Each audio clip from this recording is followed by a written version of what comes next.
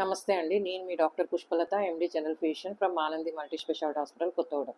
ఈరోజు చాలా important topic and moreover చాలామంది అడిగిన టాపిక్ గురించి చెప్తాను. అదేంటి అంటే స్ట్రెస్, ఒత్తిడి.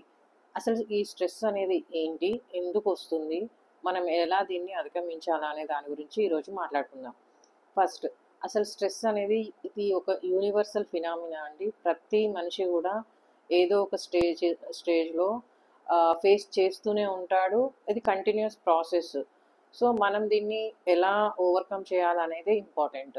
సో ఇట్స్ ఏ డెఫినిషన్ వస్తే అండి, it's a state of human response to change in normal balanced state.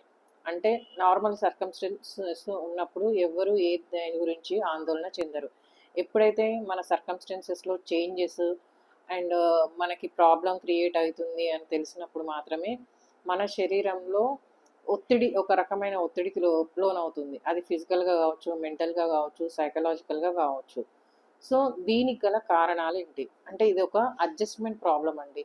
ఎప్పుడైతే మన ఎక్స్పెక్టేషన్స్ కానీ నీడ్స్ కానీ ఎక్కువగా ఉండి వాటిని మనం రీచ్ అవ్వలేకపోయినప్పుడు ఒక హ్యూమన్ బీయింగ్ అంటే నార్మల్ పర్సన్ యొక్క రియాక్షన్ని మనం స్ట్రెస్ అంటాం. సో దీనికి గల కారణాలు ఏంటి? కారణాలు అనేవి చాలా రకాలుగా ఉంటాయండి. దీనికి ఏజ్ రిలేటెడ్ ఏమీ లేదు. ఎక్కడెక్కడ ఉంటాయి అని అంటే, వర్క్ విషయంలో కావచ్చు, అంటే జాబ్ ఎన్విరాన్మెంట్లో కావచ్చు, ఫ్యామిలీ లైఫ్లో కావచ్చు, మ్యారిటల్ లైఫ్లో కావచ్చు, అండ్ స్టూడెంట్స్ అయితే ఎగ్జామ్స్ అప్పుడు స్ట్రెస్గా ఫీల్ అవుతారు. ఇలా ప్రతి ఒక్కరు కూడా ఏమైనా క్రానిక్ హెల్త్ ప్రాబ్లమ్స్ ఉన్న వాళ్ళు కూడా వాళ్ళు స్ట్రెస్కి గురవుతారు. ఇలా ఒక్కటని కాదండి, చాలా కారణాలు ఉంటాయి. సో మన ఈ స్ట్రెస్కి లోన్ అయినప్పుడు మన బాడీలో ఏం చేంజెస్ వస్తాయి, ఎందుకు వస్తాయి అనేది కూడా చూద్దాం. అసలు ఏమవుతుంది? మన బ్రెయిన్లో ఉండే హైపోథలామస్, పిట్యూటరీ, అడ్రినల్ కార్టెక్స్ అనేవి రియాక్ట్ అయ్యి మనకి మన అడ్రినల్ కార్టెక్స్ నుంచి కార్టిసాల్ అనే హార్మోన్ ఎక్కువగా రిలీజ్ అవుతుంది. ఈ కార్టిసాల్ అనే హార్మోన్ ఎక్కువగా రిలీజ్ అవ్వడం వల్ల మనకి సైన్స్ అండ్ సిమ్టమ్స్ అంటే లక్షణాలు అనేవి బయటపడతాయి. అసలు వీళ్ళు ఎలాంటి లక్షణాలు చూస్తాం వీళ్ళకి అంటే, మనం మూడ్ ఆఫ్గా ఉండడము, చాలామంది చెస్ట్ పెయిన్ అని కంప్లైంట్ చేయడం, ఒక type of anxiety, depression and సాడ్నెస్తో సరౌండింగ్స్లో ఏది ఇంట్రెస్ట్ చూపెట్టకపోవడము, అండ్ మోర్ ఓవర్ ఆకలి తగ్గడము, కొంతమంది అయితే ఎక్కువగా తినేయడము, మెయిన్గా స్థూలకాయంతో సఫర్ అయ్యేవాళ్ళు, ఇలా అన్ఎక్స్ప్లెయిన్డ్గా వెయిట్ గెయిన్ అవ్వడము లేదా వెయిట్ లాస్ అవ్వడము, నిద్రలేమి అండ్ డిస్టర్బ్ స్లీప్స్ ఉండడము, ఒక రకమైన ఫ్రస్ట్రేషన్కి లోన్ అవ్వడము, ఏదైనా వర్క్ చేసినప్పుడు పర్ఫార్మెన్స్ అనేది పూర్గా ఉండడము, ఇంటలెక్చువల్ ఫంక్షన్స్ అనేవి చాలా డిక్రీజ్ అయిపోవడము, అండ్ మోర్ ఓవర్ యువత స్మోకింగ్కి, ఆల్కహాల్కి, ఈవెన్ డ్రగ్స్కి కూడా అడిక్ట్ అయ్యే అవకాశాలు ఉంటాయి. సో ఇవన్నీ కూడా జస్ట్ బికాజ్ మన కార్టిసాల్ లెవెల్స్ ఇంక్రీజ్ అయిపోయి మన బాడీలో ఒకదాని తర్వాత ఒకటి మెల్లిమెల్లిగా ఇట్లా బయటపడుతూ ఉంటాయి. చాలామందికి కూడా టెన్షన్ టైప్ హెడ్ఏక్ వస్తుంది. సో ఇవన్నీ ఉన్నప్పుడు మనం ఏం చేయాలి? ఫస్ట్ థింగ్, మనం అడ్జస్ట్ అవ్వడానికి ట్రై చేయాలండి. ఎందుకంటే ఇది చాలా టైం టేకింగ్ ప్రాసెస్.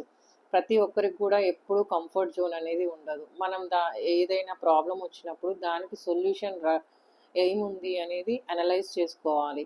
లేదు అంటే మీ ఫ్రెండ్స్ యొక్క సజెషన్స్ కానీ, లేదు అనంటే మీ ఫ్యామిలీ మెంబర్ సపోర్ట్ కానీ, లేదు అంటే మీ టీచర్స్ అయినా ఎవరో ఒకరు, మీరు ఎవరికో ఒకరికి కనెక్ట్ అయి ఉంటారండి. కంపల్సరీ వాళ్ళతో మీరు షేర్ చేసుకోండి. అంతేగాని మీలో మీరే బాధపడి అయ్యో ఇలా వచ్చింది ఏం చేయాలి అని అలా కాదు. సో మనం కూడా ఎవరినైనా ఇట్లా మూడ్ చేంజెస్ ఉండడము, డిస్టర్బెన్స్ ఉండడము, ఎక్కువ కోపం గురవుతున్నారు వీళ్ళు అని అంటే వాళ్ళని మనం అబ్జర్వ్ చేసి వాళ్ళకి కౌన్సిలింగ్ కానీ అవేర్నెస్ క్రియేట్ చేయడం అనేది చాలా ఇంపార్టెంట్. సో లేదు అంటే ఇది అట్లనే క్రానిక్గా వెళ్ళిపోయి మేజర్ డిప్రెషన్కి ఛాన్స్ అయ్యే వెళ్ళే అవకాశాలు ఉంటాయి. వన్స్ మేజర్ డిప్రెషన్కి వెళ్ళినప్పుడు సూసైడల్ టెండెన్సీస్, అంటే వర్త్లెస్ అని అనుకోవడము, లోన్లీగా ఫీల్ అవ్వడము, ఇలాంటివి మనకి పెరుగుతూ ఉంటుంది ప్రాబ్లం. సో బెటర్గా వీళ్ళకి అవేర్నెస్ క్రియేట్ చేయాలి. దాని నుంచి డీవియేట్ అయ్యే మార్గాలు చూపెట్టాలి. అంటే ఫిజికల్ యాక్టివిటీ చేయించడము, and moreover meditation, breathing exercise, pranayama, ఇలా డివోషనల్గా కూడా వెళ్ళొచ్చు, ఆధ్యాత్మిక మార్గంలో వెళ్ళడం కూడా అడ్వైస్ చేయొచ్చు. లేదు అంటే గార్డెనింగ్ చేయడం, చెట్లు పెంచడము, లేదు చెట్లకు నీళ్లు పోయడము. అండ్ పెట్స్, కుక్కల్ని కానీ పిల్లల్ని కానీ పెంచుకునే ఇంట్రెస్ట్ ఉంటే వాళ్ళకి అలా డీవియేట్ చేస్తే వాళ్ళు ఎంతో కొంచెం ఈ స్ట్రెస్ నుంచి బయటపడే అవకాశాలు ఉంటాయి. అండ్ మోర్ ఓవర్ ప్రాబ్లం ఎక్కువగా ఉంది అంటే సైకియాట్రిస్ట్ కన్సల్టేషన్ తీసుకొని అకార్డింగ్ టు దట్ కౌన్సిలింగ్ సెషన్స్కి వెళ్ళడము, అసలు ప్రాబ్లం ఎక్కడ క్రియేట్ అయిందో దాన్ని ఎనాలిసిస్ చేసుకోవడము. ఒక 2-3 సెషన్లో చాలామంది 1-2 సెషన్స్తో రికవరీ అవుతారు, కొంతమంది అయితే ఎక్కువ సెషన్స్ అవసరం ఉంటుంది, డిపెండ్స్ ఆన్ సిచ్యుయేషన్. అండ్ వీటన్నిటితో కూడా కావట్లేదంటే అప్పుడు మనము మెడికల్ మేనేజ్మెంట్కి వెళ్తాం. అంటే బ్రెయిన్కి రెస్ట్ ఇవ్వడము, స్లీప్ అడిక్వేట్గా ఉండేలా చూసుకోవడము, అండ్ ఫుడ్ ప్రాపర్గా తీసుకునేలాగా చూడడము. ఎందుకంటే మన బ్రెయిన్, మన శరీరంలో ప్రతి ఒక్క ఆర్గాన్ కూడా స్ట్రెస్ వల్ల గురై చాలా ప్రాబ్లమ్స్ వస్తాయి. ఎస్పెషల్లీ బీపీ కానీ షుగర్ కానీ ఆల్రెడీ ఉన్న వాళ్ళకి అన్కంట్రోల్డ్ అవ్వడము, స్ట్రోక్స్ రావడము, ఇలాంటి అవకాశాలు ఉంటాయి. సో మీ అందరికీ అర్థమైందని అనుకుంటున్నానండి.